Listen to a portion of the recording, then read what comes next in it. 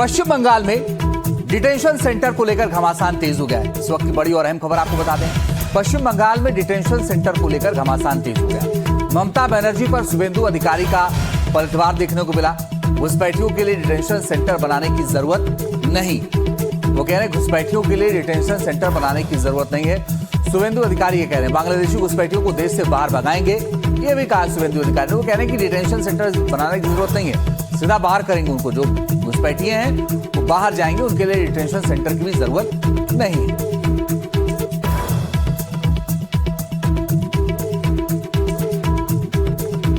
बंगाल में detention camp का कोई जरूरत नहीं होगा। बांग्लादेशी मुस्लिम घुसपैठिया को हम लोग भगा देगा, डिटेंशन कैंप का जरूरत नहीं होगा। हर इंडियन यहाँ रहेगा, वो हिंदू से हो सकता है, मुसलमान हो सकता है, लेकिन बांग्लादेशी मुसलमान एक भी नहीं रहेगा। और डिटेंशन कैंप का कोई जरूरत नहीं है। जिस रास्ता से आया था उस रास्ता से हम लोग निकल देगा। ये घुसपैठिया, ये शब्द जितने बार अमित शाह जी के मुंह से निकलेगा उतने बार आपको ये समझना होगा जो अमित शाह जी सेम साइड गोल कर रहे हैं। क्योंकि ये घुसपैठिया होता है क्या, ये तो border, international border, Bangladesh border का मैटर है।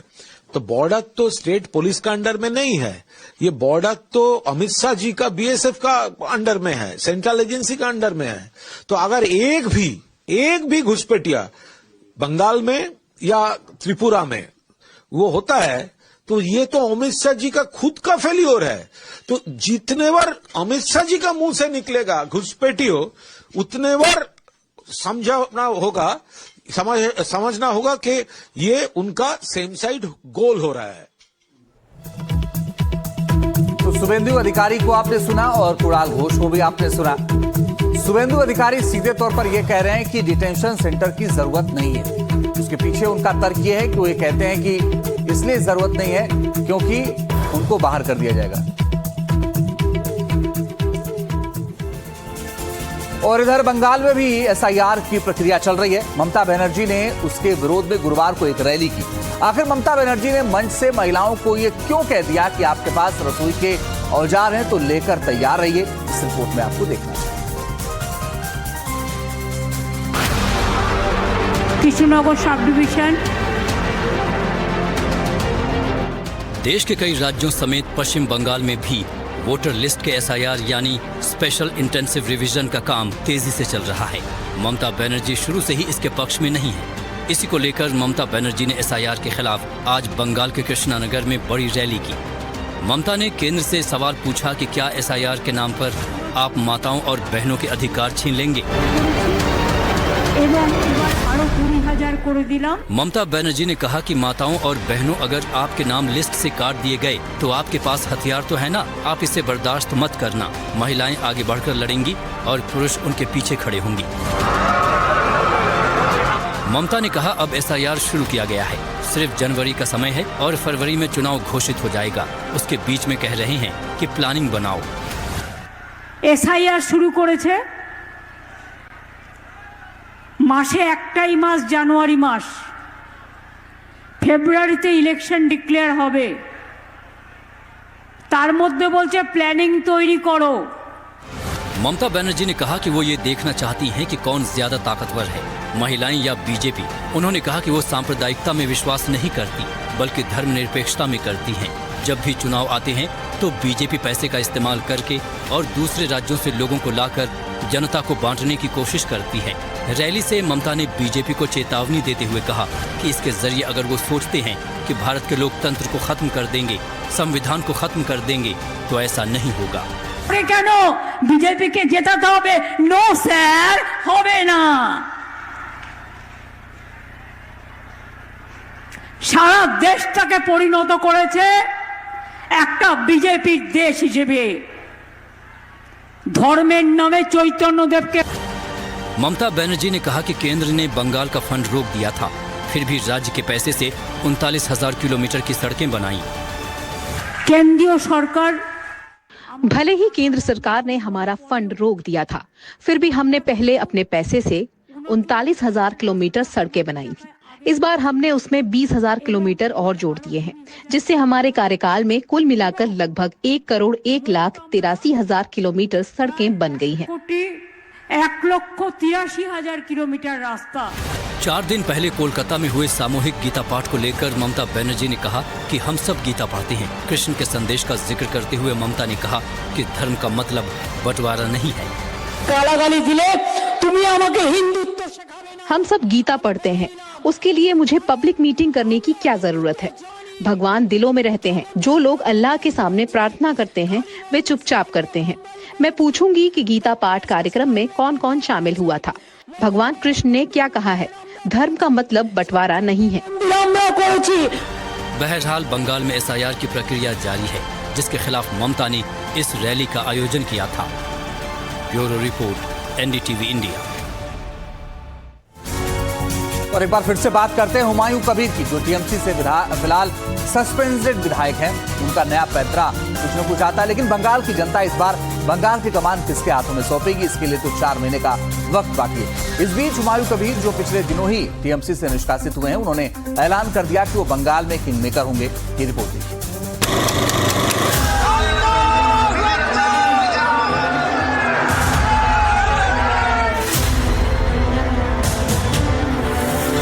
तृणमूल कांग्रेस के सत्ता से हटाने के लिए मैं ओपन उनको ऐलान किया। कौन होगा पश्चिम बंगाल का किंग मेकर? किसी लेके ये बीजेपी को खिलाफ और TMC को खिलाफ मैं चुनाव में उतरेगी। वेट कर लीजिए ना, देख लीजिए थोड़ा। क्या हुमायूं कबीर के हाथों में होगी किंग मेकर की कमान? ममता बनर्जी को भी चतुर्थ बार के लिए वो मुख्यमंत्री नहीं बने।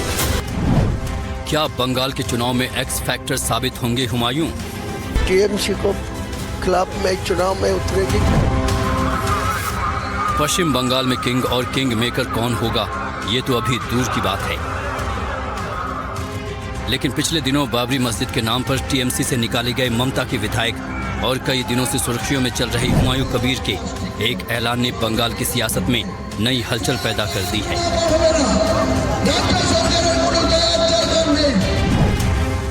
हुमायूं कबीर ने कहा है कि वो बंगाल के किंग मेकर होंगे और बंगाल की सत्ता पर कौन काबिज होगा, इसकी चाबी उनके हाथों में होगी।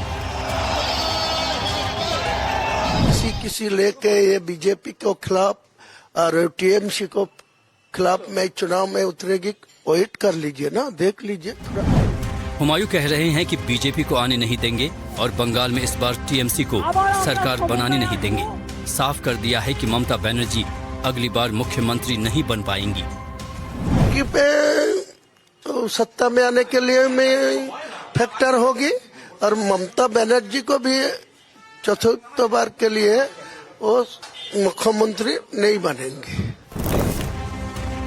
NDTV से खास बातचीत में हुमायूं कबीर ने साफ कहा कि वो बंगाल में ममता बनर्जी और शुभेंदु अधिकारी के खिलाफ उम्मीदवार उतारेंगे। साथ ही कांग्रेस और वाम दलों के साथ आने की अपील भी की।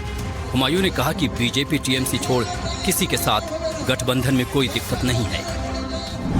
ये तृणमूल कांग्रेस सत्ता में है तो उनका हटाने को चाहिए, तो अकेला उनका हिम्मत है, उनका संख्या है, उनका परसेंटेज है, तो वो अकेला ही करने दीजिए।